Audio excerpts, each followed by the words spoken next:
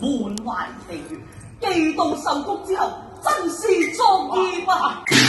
如何作孽？回稟上爺，那盧家小姐貌似桃花，眉如新月，可惜行為瘋瘋癲癲，疏空絕絕。她子牛為馬，指花為葉，如此瘋癲，焉能作妾喎？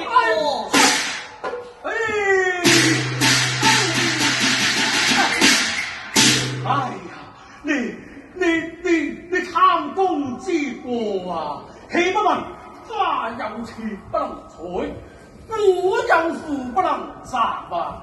宮裏就煙火燈紅，兵態又何堪入環呢？把空轎抬回。知道。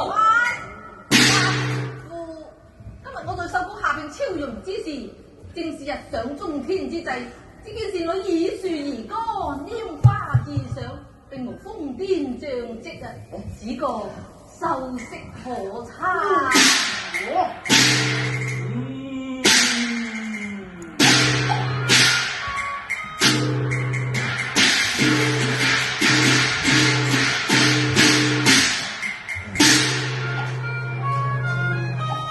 我常在武陵縣，日久都風流慣，微聞花氣知龍淡啊，能接夫之知並殘。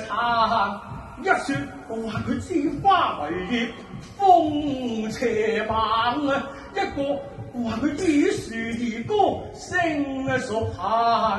莫非洪門不立，要圖間善女裝瘋，死叫還。